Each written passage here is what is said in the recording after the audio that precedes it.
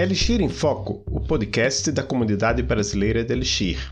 Elixir em Foco é um podcast em que conversamos com pessoas da comunidade brasileira de desenvolvedores de software sobre a linguagem de programação Elixir. Nesta temporada, estamos falando sobre Elixir em produção, conversando com pessoas que estão usando Elixir em empresas e organizações do Brasil e do mundo. Este podcast conta com o apoio da Stone, tecnologia financeira feita com e para quem empreende no país. Olá, hoje estamos aqui com William Frantz. Ele é Software Alchemist, alquimista de software na Tribe, desde abril de 2021.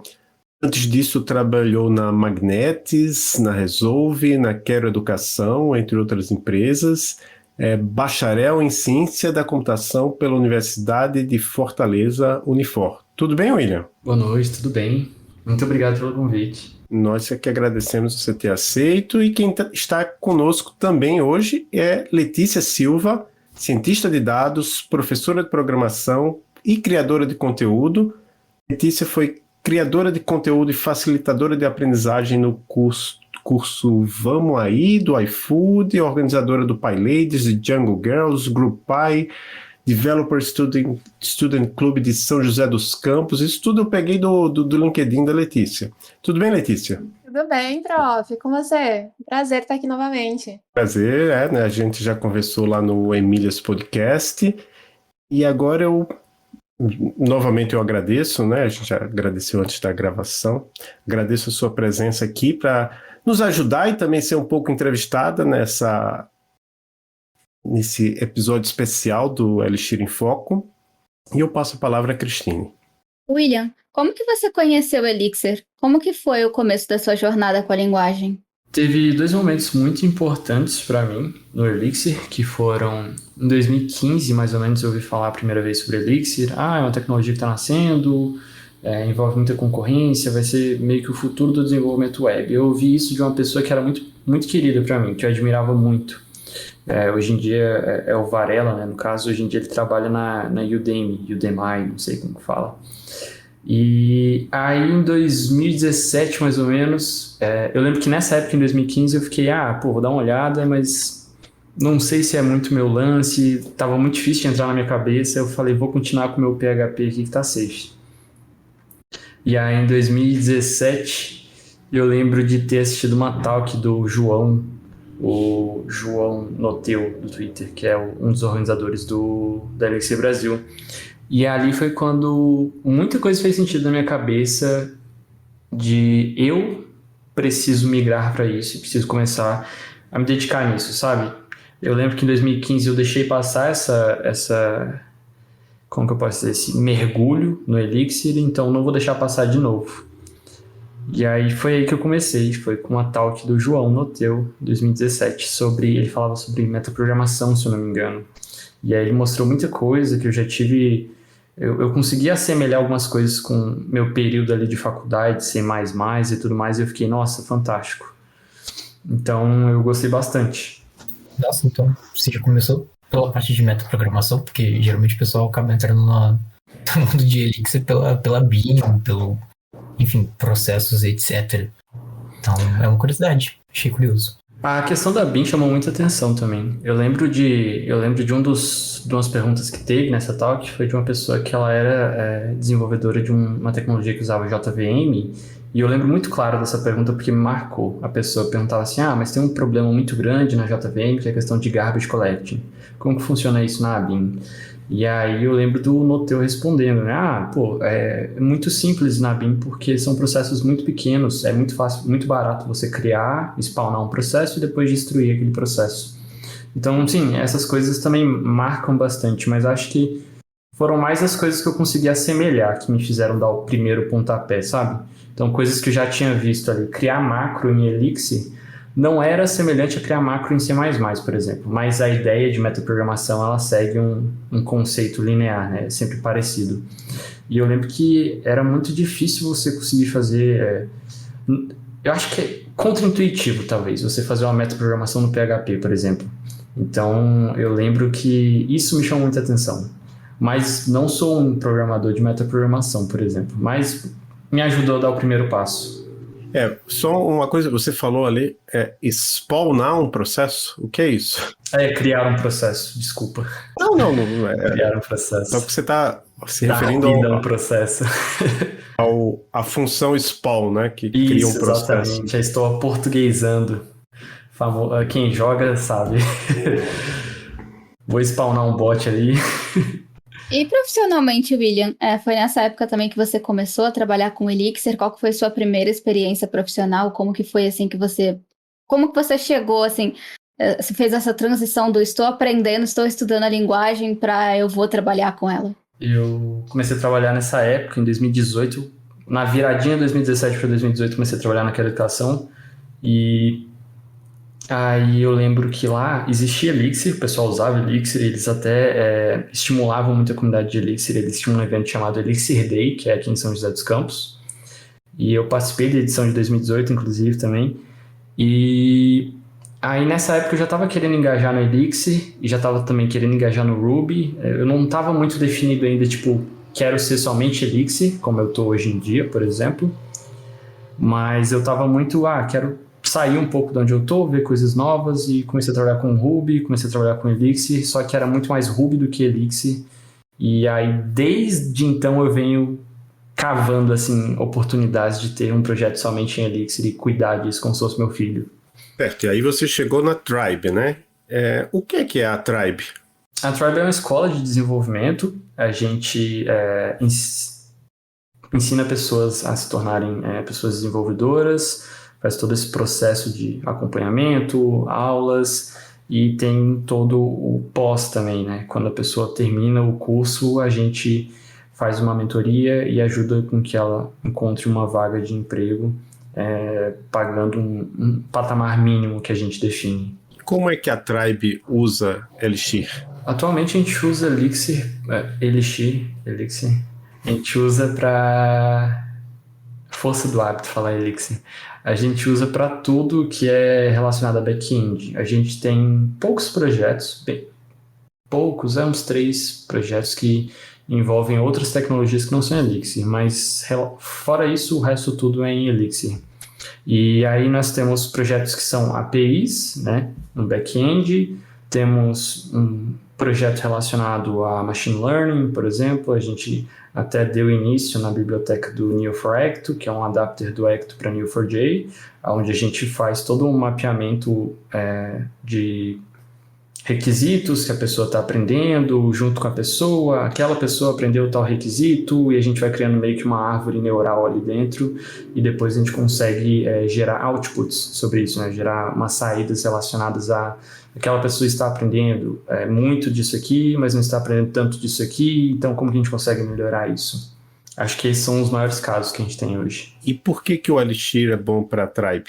Acho que a gente escolheu, a gente assim, né? Eu não estava lá no dia da escolha, mas eu acredito muito que o pessoal escolheu porque tinha toda essa questão da concorrência e era muito barato você conseguir usar Elixir, né? Tipo, a gente rodava até alguns dias atrás, por exemplo, para vocês terem noção, a gente tem várias pessoas estudantes, em torno de 2.000 pessoas estudantes mais ou menos que estão acessando nossa plataforma ali e tudo mais, e a gente rodava isso num Heroku, para vocês terem noção. Então era uma coisa muito barata pra gente, sabe? Não ter que envolver toda uma infraestrutura com um escalonamento horizontal. Então, acho que isso foi uma das coisas que mais chamou a atenção no começo, eu acredito. E ainda chama até hoje também, né? Então, hoje a gente está crescendo para questões de microservices, por exemplo, para poder utilizar um pouco mais do que a gente vê da BIM, né? Então, a gente está criando microserviços e fazendo um cluster ali dos serviços que são relacionados, um cluster a nível de BIM, né? Eu digo. Mas essa parte é mais experimental, é mais para a gente ver até onde a gente consegue ir com a BIM. E acho que é isso. Mas aí eu fiquei curioso, qual é o tamanho da Tribe? Tem quantos desenvolvedores Elixir lá, ou desenvolvedores em geral? Qual é a stack utilizada? A gente usa React.js no nosso front-end. A gente tem atualmente só um projeto, que é meio que um monolito do front, toda a camada de plataforma, com um painel meio que back-office, onde as pessoas administradoras conseguem acessar. E no back, todo o resto é feito em Elixir e atualmente a gente tem projetos divididos, né? Então eu trabalho num projeto que ele é um projeto à parte, é uma micro API, né? Ela faz somente ela só serve a um propósito e a gente conecta ela em outra API que responde para o nosso front-end, por exemplo. E a gente tem atualmente, acho, deve ser em torno de umas 40, 50 pessoas por aí, desenvolvedores. Bastante gente. E aproveitando que a Letícia está aqui, fazer uma pergunta mais básica. Em primeiro lugar, Letícia, o que é que você faz? A última vez que eu conversei com você, você era cientista de dados lá numa empresa que eu não lembro, mas o que é que você está fazendo agora? E o que é que você sabe de Elixir? Você está migrando para Elixir? Muito bom. Eu estava como cientista de dados na 2MI, fui para essa parte de educação dentro da Resília, que por coincidência é concorrente da empresa que eu trabalho, então é bem senhor e senhora Smith mesmo. E atualmente eu estou migrando para uma área chamada Developer Advocate, né, que é onde você advoca, onde você divulga, além de falar sobre a empresa e trabalhar dentro dela, você também tenta criar conteúdos, falar em nome dela em eventos, então é uma parte muito conectada dentro da comunidade, né? E bom, o que eu sei sobre Elixir? Eu não pretendo migrar para essa área, mas eu sei que Elixir é uma linguagem funcional que provém do Erlang e que é muito utilizada em grandes empresas como o Discord, como a Riot Games, o Spotify.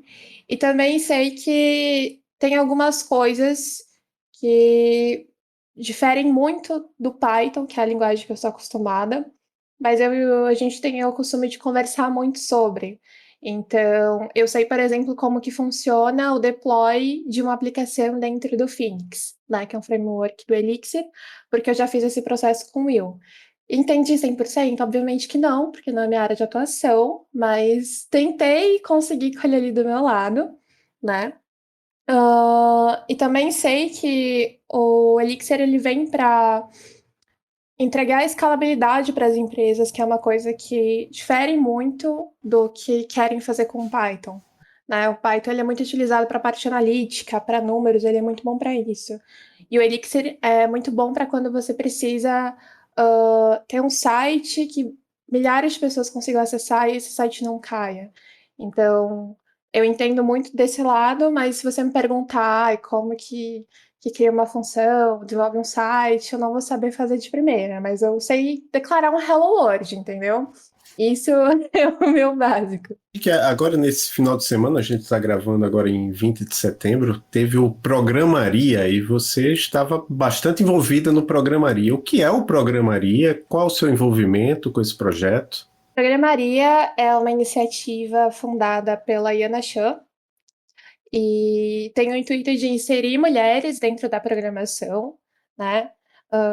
Pessoas que se identificam como mulheres, e não só programação, mas tecnologia em geral. Eu já conheço a iniciativa e todo ano elas tentam organizar um evento, né? Aconteceu em 2017, em 2019, 2020 e agora em 2021, que é o Programaria Summit. Um evento anual, uma conferência onde as pessoas que fazem parte do Programaria organizam diversas trilhas, trazem pessoas como keynotes para falar sobre. E eu já fui num evento presencial, eu já estive também no evento online. E esse ano eu estava como mestre de cerimônia e palestrante. Então eu resolvi tentar levar algumas mulheres para esse evento e postei dentro do Twitter que eu queria sortear 2 dos ingressos que eu tinha, né, para essas pessoas.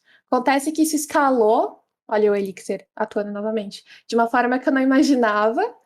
E de 2 ingressos, a gente foi para 166 ingressos doados.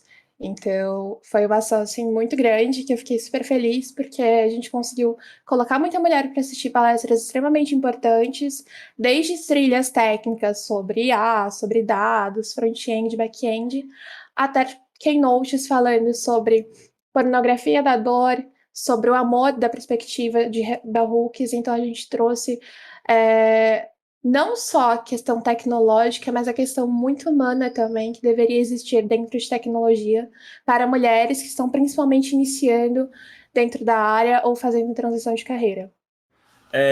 William, poderia falar sobre quais foram as motivações por trás de criar, né, fazer essa gestão de conteúdo, né? Tu tem gerado bastante publicações, né, no teu DevTool. Então, quais as motivações por trás, né? E fazer essa gestão e o que é que tu já chegou a produzir e o que é que tu pensa produzir mais no futuro para o teu perfil no DevTools? Muito obrigado pela pergunta. Eu acho que isso envolve muito o meu começo ali. Eu era uma pessoa que eu me sentia muito generalista, então eu usava aquele termo assim que era meio que pau para toda obra, né? Então estava fazendo tudo ao mesmo tempo ali. E aí, quando eu comecei a mexer mais com Elixir, teve um impulso muito grande da comunidade, teve uma influência muito grande da comunidade em cima de mim. De ver a talk do Noteu, por exemplo, do João, de assistir algumas talks da Elixir Conf do 2019, 2018, por aí, eventos assim, e tipo, perceber o quão acessível essas pessoas eram para você conseguir mandar uma mensagem no Twitter e conseguir conversar com essas pessoas, entender o quão a comunidade te abraçava no final das contas. Acho que isso fez com que eu criasse um sentimento de abraçar de volta, sabe? Tipo, pô, vou fazer um payback aqui, né? Vou pegar tudo que fazer um compilado das coisas que eu tô aprendendo graças a essa comunidade maravilhosa e conseguir, tipo, gerar alguns conteúdos que sejam relacionados a isso também e devolver para a comunidade, só que devolver em PTBR, né? Acho que esse foi o meu grande foco, construir textos no meu DevTool que eram em português e que eram relacionados a coisas que talvez as pessoas não falassem tanto, por exemplo. Então foi mais essa a minha ideia. E acho que o que vem aí para o futuro é muito mais texto relacionado a Elixir, com certeza. Eu tenho acho que 1 ou 2 textos relacionados a banco de dados ali, mas ainda são coisas que envolveram pesquisas minhas no Elixir, né? Então, o meu texto de banco de dados, ele foi referente a uma pesquisa que eu estava fazendo sobre o Neo4j quando a gente estava construindo todo o sistema de machine learning. Então, teve muita pesquisa que eu acabei pensando, cara, eu podia gerar um texto sobre isso aqui, porque isso aqui talvez uma coisa que eu nem sabia, o que era Triple Store, que foi uma das coisas que eu mencionei no meu texto. Normalmente a gente está acostumado com modelo de documentos, modelo relacional, e é isso. Dificilmente a gente fala sobre um modelo de grafos e muito menos sobre um Triple Store. Então eu fiquei, posso gerar um texto sobre isso. Então acho que a ideia é mais essa, continuar gerando textos na linha da minha pesquisa ali. Por exemplo, agora eu estou começando a fazer... A Letícia está me ajudando bastante com isso, porque coincidiu de eu começar a fazer algumas pesquisas relacionadas a Data Science, processamento de dados, ETL, etc. Então, a Letícia está me ajudando muito com isso também, e pode ser que saia um texto sobre isso no futuro, né? Processamento de dados, ETL, ETL no caso de Extract, Transform e Load, para Elixir, no caso. Pode ser que surja até biblioteca também. Isso é uma das coisas que eu estou muito interessado agora. Eu estou contribuindo de forma passiva ainda, mas com 2 bibliotecas, que é o Esperanto e o Neo4ect, que eu comentei com vocês. O Esperanto é uma biblioteca de parser de Markdown, que a gente usa muito aqui na Tribe também. A gente tem um sistema onde a gente publica quizzes que as pessoas de operação publicam em forma de Markdown quiz, e aquele quiz ele é todo convertido para um quiz funcional em estruturas. Então tem uma questão, tem as alternativas daquela questão, tem o quiz, então tudo isso é feito pelo nosso parser. Então acho que é uma das áreas que eu quero seguir também, essa questão mais de open source. Tem até um livro que a gente comprou e eu tô para ler, que é a Genetic Algorithms in Elixir, Solve Problems Using Evolution, que ele fala exatamente sobre essa parte mais de ciência de dados dentro da linguagem. E é engraçado porque a nossa trajetória profissional, vamos dizer assim, tem muito a ver com o nosso relacionamento também. E quando o Will chegou aqui em São José, ele estava muito desmotivado em relação a conteúdo, a escrever blog posts, mas ele falava assim, nossa, eu quero fazer isso, mas eu não sei por onde começar. E a gente conversava, enchia muito o saco dele em relação a isso. Eu falava assim, você precisa fazer, você precisa compartilhar com as outras pessoas o que você faz, o que você sabe.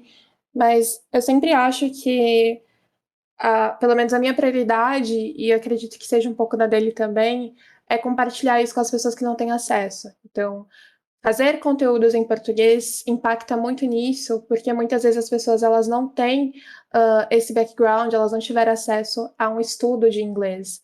Então, consumir conteúdos em português ajudam elas a iniciarem dentro de uma linguagem, ajudam elas a pegar impulso e conseguirem se solidificarem nisso, sabe? Então, é muito bacana ver a evolução dele durante esse último ano e ver que de uma pessoa que estava com vergonha de criar conteúdo, tá participando de diversos eventos internacionais, tudo palestrinha aí. Então, fico muito feliz de saber disso. Quero até parabenizar aqui vocês, né? Tem feito uma dupla aí boa. Eu achei que a, a, a Letícia estava por trás, né? Dessas motivações aí, né? E que bom que tem dado certo, né? Essa dupla de vocês aí para gerar conteúdo, principalmente em português, né? E devolver o que tem recebido em troca da comunidade, né? Ajudando outras pessoas ali a ingressarem, a dar o primeiro passo e tudo mais. Só agradecimento a vocês aí, a essa contribuição com a comunidade. Entrando no assunto de comunidade, então, Letícia, você organiza também o PyLadies e o Jungle Girls, e a gente já teve algumas discussões na comunidade, e ainda tem, né, algumas discussões na comunidade de Elixir. A gente também conversou isso com o pessoal do Elixir Labs, que inclusive a gente também já entrevistou aqui, que é a Raquel e a Elaine, sobre algum, não sei exatamente como nomear, como entidade ou evento, mas direcionados exatamente para pessoas que se identificam como mulheres. E eu queria saber como que é a sua experiência nesses eventos de integrar essas pessoas no mundo de tecnologia e, nesse caso, nesses dois eventos na comunidade de Python. É um tópico que eu e o já falamos bastante sobre, porque eu confesso que não sei se iria migrar para Elixir em algum momento da minha vida, não é uma coisa que eu penso em fazer assim por hora, mas é uma coisa que eu sinto falta de ter uma comunidade, um grupo de acolhimento para essas mulheres, e não só para mulheres, mas para todas as pessoas LGBTQIA+, todas as pessoas negras, porque o que eu enxergo dentro da comunidade é que sempre são as pessoas mais inviabilizadas, sabe? São as pessoas que são menos vistas e as pessoas que menos aparecem. A comunidade Python, ela é muito famosa por levantar essas pautas e por dar espaço a essas pessoas. Eu sou muito grata por isso, eu sou muito grata por PyLadies e Jungle Girls existirem, e o AfroPython também, e eu estar nessas comunidades porque foi o local onde eu me senti mais segura e mais confortável para falar sobre as minhas inseguranças, para compartilhar conhecimento e aprender mais. Mas também tem uma coisa que me incomoda bastante, que é o fato de sempre as mesmas pessoas estarem em foco, sabe? Por exemplo, se a gente for citar referências em Elixir hoje e referências que são pessoas que se identificam com mulheres, eu sei citar essas pessoas porque eu conheço, algumas têm até amizade, mas também me incomoda o fato de pessoas que querem iniciar, mas não sabem como, ou querem palestrar, mas não ganham espaço. E eu tô falando de Elixir, mas isso acontece muito dentro de Python. É até uma crítica que eu faço à comunidade, eu sempre deixo isso muito aberto, porque a gente precisa incluir todo mundo, não só as pessoas que já são conhecidas, que são aquelas figurinhas carimbadas dentro da comunidade, sabe? Comunidade, ela tem que estar sendo fomentada o tempo todo, e é um ciclo que em alguns momentos uma parte das pessoas vai estar mais em foco, em outra parte são outras pessoas. Então, eu sinto essa falta. falando de Elixir e da comunidade geral também, e sinto falta também de surgirem novas pessoas, sabem? Porque eu não acho que essas pessoas elas devem nascer e devem começar a aprender. Não, já tem pessoas que estão aprendendo e querem falar sobre isso. A única coisa que elas precisam é de espaço e de incentivo. Então a gente precisa promover esse ambiente seguro e confortável para que elas ascendam. E ainda no foco de comunidades, mas agora uma pergunta para o William. Will, você participou da Elixir Conf. Eu não sei se foi a sua primeira experiência internacional, mas foi a primeira que eu vi. Parabéns, foi muito bom. E eu queria que você falasse um pouquinho sobre como que foi essa experiência, sobre o que foi a sua palestra. A minha palestra foi sobre o Ecto Query, na verdade, o componente de query. E eu tentei fazer uma coisa como se fosse introdutória, mas ao mesmo tempo trazendo algumas sacadas diferentes, coisas que talvez você não vá encontrar só lendo, sabe? E eu lembro que eu dei um overview bem simples do que era o Ecto, e eu confesso, eu reaproveitei alguns slides do que eu fiz na CodeBeam do ano passado. E aí eu fiz esse overview sobre o que era o Ecto, os 4 componentes, né? O query, o esquema, o chainset e o REPL. E aí eu entrei no Ecto Query, falei como funcionava, mostrei ali as funcionalidades que existem atualmente, as diferentes tipos de sintaxes. Então você construiu uma query utilizando o que eles chamam de macro-based, né? Que é você usar as macros e fazer um pipe dessas macros. Ou então você usar aquele keyword-based, que é você usar a função from, e dentro dessa função from você botar os keywords.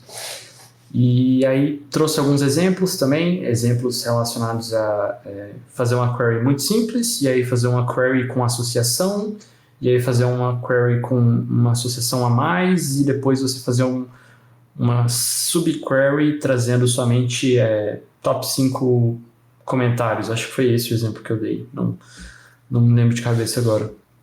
E a experiência foi muito legal mesmo.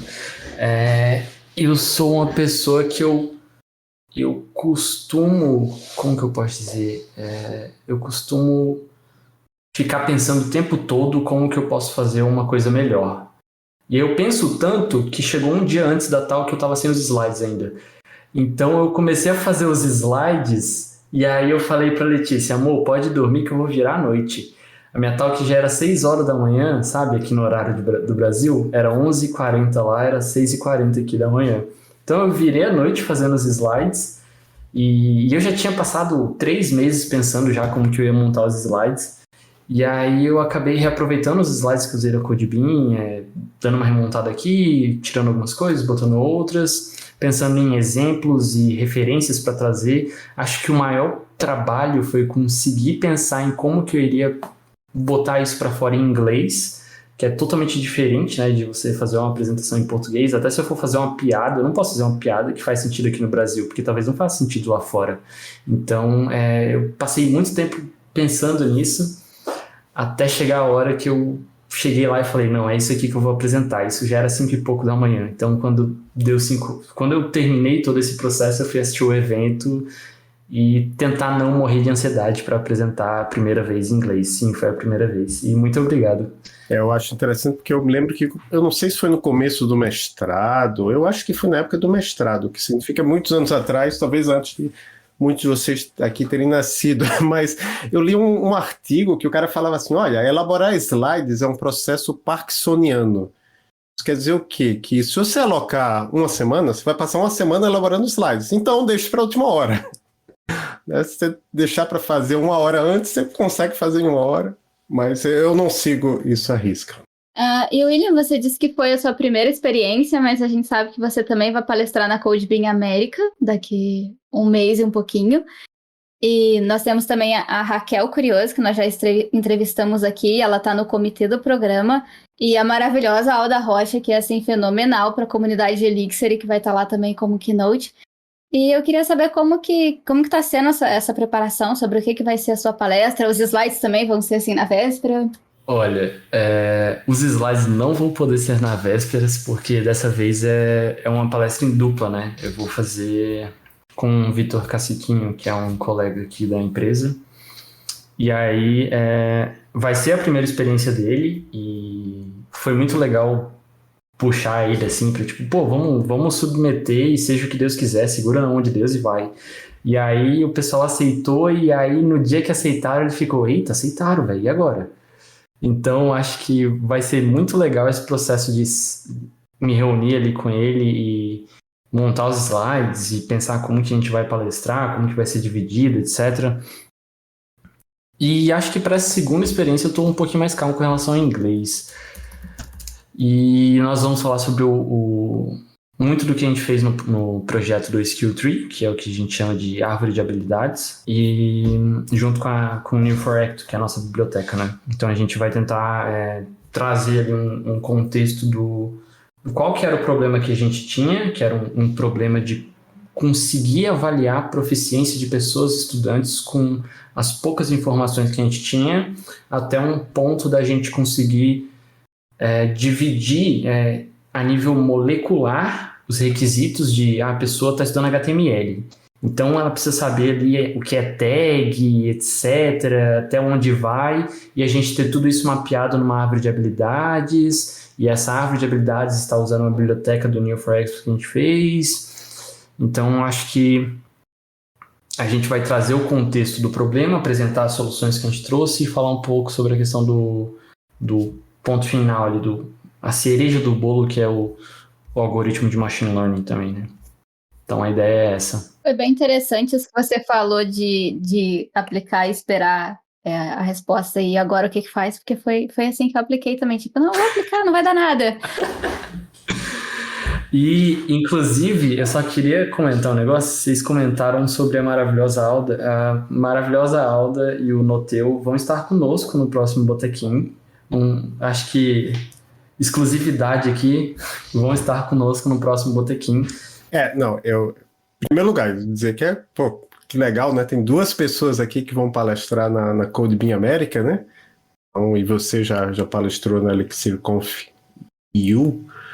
E sim, mas aí eu anotei aqui, quero fazer uma pergunta sobre o Botequim, porque vocês fizeram um Botequim longuíssimo, mas maravilhoso, eu escutei tudo, apesar da voz do Luciano Ramalho parecia que ele estava dentro de um submarino em alguns momentos, né? Eu acho que era um ventilador, alguma coisa assim, mas o conteúdo está muito bom, está lá no canal, acho que está no seu canal, né, Letícia? Isso, tá no meu canal no YouTube, Dados de Julieta, e acho que ainda tá disponível na Twitch também, que é twitch.tv/Dilua, D2is_Lua. Então o que eu queria saber, você já falou, o William falou sobre quem vai estar no próximo Botequim, mas qual é a ideia do Botequim, quais são os planos do Botequim? Bom, eu já tinha feito podcast, né? Eu participei de um tempo do Colaboradados, que é um projeto voltado para transferência governamental. E lá a gente tinha o Coluna 7, que era um podcast sobre jornalismo de dados e ciência de dados. Eu era uma das hosts, junto com a Judith Cipreste. E a ideia do Botequim surgiu quando eu e a gente estava conversando com o Ramalho, numa sexta-feira à noite, assim, foi bem uma conversa de bar mesmo, ele bebendo de lá, a gente bebendo daqui, e aí eu falei assim, nossa, eu queria ter mais conversas assim, e o Will olhou pra mim e falou assim, vamos abrir um podcast, tipo, fazer alguma coisa pra gente ter mais essas conversas, e a gente tinha tido tantos temas, assim, super interessantes com o Ramalho, sabe, conversas que as pessoas que veem as palestras dele normalmente não escutam, porque você escutou o podcast com ele e percebeu que assim, a conversa começa com uma pergunta simples, passa 1 hora, a gente já está falando sobre vários outros assuntos e pensando nisso, a gente falou assim, não, a gente quer levar essas pessoas porque eu entendo muito que são mais do que pessoas importantes, sabe? O Ramalho, para mim, eu brinco que ele é meu pai de comunidade e patrimônio do Python, assim. Então, como a gente consegue eternizar essas pessoas para que a gente lembre delas para sempre e sempre guarde alguma memória, sabe? Tem um pouco desse conhecimento absurdo que elas têm. O Botequim foi para isso, mas trazendo uma uma temática, uma abordagem um pouco diferente, que é a conversa de bar, né? Porque agora na pandemia as pessoas, infelizmente, estão afastadas, a gente não consegue ter mais aquele calor humano. E na sexta-feira, eu e o Will, pelo menos até onde eu sei, a gente sempre ia pro bar, beber com a galera, sentar naquelas mesinhas de plástico. E o botequim é exatamente para isso. A diferença é que a gente tá com uma câmera na nossa frente e fica acompanhando o chat com as pessoas também estão com as suas bebidas ali assistindo.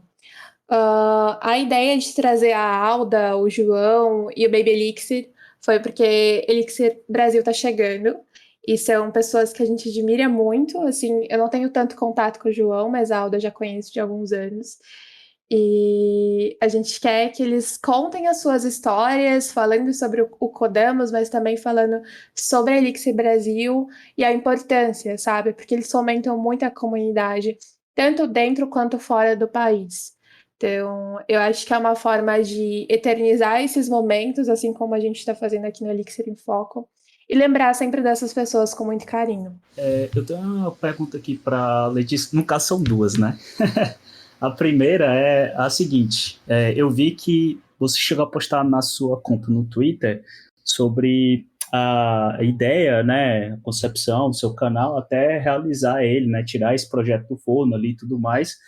E aí eu queria saber de ti, né, o que foi, assim, minimamente necessário para dar esse start ali de ter esse canal, para gerar conteúdo, para incentivar outras pessoas que acham que precisa de muita coisa, né, para dar esse pontapé inicial, para ter o próprio canal ali, de estar gerando conteúdo. Essa é a primeira pergunta. E a segunda é, quando é que você vai experimentar NX, bibliotecas, né, livebook e afins do Elixir, né? E dar o parecer, né? Qual foi a experiência? Olha, te respondendo a primeira pergunta, eu brinco que eu sou movida a duas coisas: a desafio e a ódio. Porque desafio, porque eu tenho que ser desafiada o tempo todo, tipo, tá fazendo coisas não necessariamente difíceis, mas coisas que me tirem da zona de conforto, porque isso me deixa muito feliz, isso eu consigo ver o impacto do que eu tô fazendo. E a ódio, porque muitas vezes eu procuro os conteúdos, desculpa, eu procuro os conteúdos e eles não existem. Ou eles não existem realmente, eu não consigo encontrar com facilidade, ou eles não têm em português. Isso me chamava muita atenção, porque tem diversas pessoas dentro da comunidade, mas eu sentia falta de coisas muito básicas, sabe? Quero fazer determinada coisa com Python, como que eu faço isso? Poxa, quero escrever um artigo técnico, por onde que eu começo? Porque quando a gente fala de acolhimento a essas pessoas que estão chegando na comunidade, não é só receber, mandar um meetup para ela, sabe? A gente também tem que fomentar conteúdo e alimentar essas pessoas com esses conteúdos. E tem que ser conteúdo de qualidade, tem que ser conteúdo numa linguagem acessível e que alcance essas pessoas. Então, a ideia do canal foi esse. O canal ele se chama Dados Julieta, porque eu tenho muita vontade de não criar necessariamente um curso, mas criar conteúdos voltados para ciência de dados, numa linguagem que seja descomplicada para as pessoas. Eu sinto muita falta disso hoje dentro do mercado e eu não quero que seja uma coisa fechada, que seja um bootcamp de 50 mil reais, nem nada disso. Eu quero que alcance muitas pessoas e qualquer pessoa com acesso à internet consiga consumir. E também porque eu entendo, assim, que muitas pessoas não têm a mesma oportunidade que eu, sabe? A mesma visibilidade, as mesmas condições financeiras, então eu quero prover isso de alguma forma. Se eu não consigo ajudar com dinheiro sempre, eu consigo ajudar com conhecimento. E a educação foi o que transformou a minha vida, então acredito que possa transformar a vida de outras pessoas. Agora, te respondendo a segunda pergunta, não sei quando. Eu tô devendo algumas lives de alguns live codings na Twitch também sobre Python. Mas o Will já foi convocado, porque eu falei pra ele que eu quero aprender Elixir. Inclusive, tem um horário na agenda dele chamado Mentoria de Elixir. A gente não tá cumprindo por enquanto, mas vai rolar. A gente só tá precisando organizar algumas coisas, que a vida tá extremamente corrida. E aí, quando começarem a rolar essas mentorias, eu prometo que vai ter retorno para a comunidade E eu vou até vir aqui no Elixir em Foco de novo contar para vocês o que eu achei, se eu achei fácil ou não. Porque eu tenho minhas dúvidas, viu? Eu falo muito mal de Python, que Python não é tudo isso. Mas o que ia falar de Elixir, né, gente? Brincadeira. Vamos saber. Mais do que convidado aí, quando tiver tido essa experiência, de vir retornar aqui no canal e contar como é que foi. Em breve, Letícia falando sobre o primeiro emprego dela como Dev Elixir e como colocar Elixir em produção. Muito bom, olha, isso dá o nome de uma palestra, hein? Vou anotar aqui. Certo. Então, muito obrigado a vocês dois. Eu vou primeiro passar a palavra para a Letícia, se quiser falar alguma coisa para fechar aqui com os nossos e nossas ouvintes. Gente, eu queria agradecer a oportunidade de vocês todos, não só do professor Adolfo, mas também da Cris, do Hermínio, do Matheus, e também agradecer o Will, né, porque eu já conhecia um pouco de Elixir antes de ele entrar na minha vida, mas hoje eu conheço muito mais graças a ele. E dizer que, assim, é muito importante o trabalho que vocês fazem, sabe? Fomentar também a comunidade nesse formato onde pessoas que não conseguem consumir um conteúdo, vídeos de diversas horas, colocam um podcast ali enquanto está trabalhando. Pode parecer que não, mas muda a vida de muita gente. Então, meu agradecimento a vocês por impactarem tanto a comunidade dessa forma. Obrigado. E William, suas palavras finais. Eu queria agradecer muito pelo convite. É muito bacana estar aparecendo aqui hoje. E eu acho que queria levantar aquele aroma assim, de desafio, de que você que está tentando engajar, pensando em engajar, se sente interessado em engajar, eu acho que estamos aí para dar o pontapé. Tipo, o pessoal, acho que aqui do Elixir em Foco também está fazendo esses podcasts exatamente para conseguir ajudar a engajar nisso. Tem muito blog post hoje em dia em português e a comunidade ela está muito aberta a receber pessoas novas e abraçar essas pessoas novas, então... Eu ia falar que tu podia continuar, mas eu tinha um adendo para dizer. Vai, fala. Desculpa. Então, eu ia aproveitar e ia falar que agora, já vamos estar em outubro, né? Em outubro vai ter o Hacktoberfest, e um dos principais projetos, né, em fomentar conteúdo em Elixir, principalmente em português, né, e super atualizado, é o Elixir School, e eu acho que é uma grande oportunidade de estar contribuindo aí, né, fazendo as suas primeiras contribuições nesse evento, né, do Hacktoberfest. Nossa, super importante. Inclusive, ano passado eu montei um repositório para ajudar mesmo essas pessoas que não sabiam o que é um pull request, o que é o próprio GitHub, o que é um repositório, porque a gente que está na área de desenvolvimento tem uma tendência a achar que as pessoas mais iniciantes possíveis já nascem sabendo disso, sabe? Então fala assim, é só fazer um pull request, é só abrir uma issue. E muitas das pessoas não sabem isso. Então, a gente tem que olhar para essa parte também. Eu acho que a Hacktoberfest é um momento, assim, maravilhoso para falar sobre essas contribuições. Inclusive, fica aí o convite para a gente fazer uma live, viu, Hermínio? Para você apresentar o Elixir School e a gente fazer um tutorial ali de como fazer uma submissão de alguma contribuição, alguma tradução lá. E fazer em outubro, para fomentar essa galera mesmo, o pessoal ganhar camiseta, participar do Hacktoberfest e entender um pouco mais sobre open source. Maravilha. Então, eu agradeço aos nossos e nossas ouvintes que nos escutaram até agora. Digo que a gente vai ter vários, a gente já agendou alguns mais entrevistados e entrevistadas para os próximos episódios. Os nossos episódios são todas as quartas-feiras, as primeiras quartas-feiras do mês, né? E nós já temos vários episódios já no nosso arquivo, vocês podem escutar, não estão ainda desatualizados. Até o próximo episódio, pessoal. Obrigado por escutar este episódio do Elixir em Foco. Nosso site é elixirenfoco.com. Estamos no Twitter como @elixirenfoco. Nossos episódios são mensais e são publicados na primeira quarta-feira do mês. Quer mandar uma pergunta para a gente? Você pode mandar um áudio pelo Anchor ou pelo Twitter. Um abraço.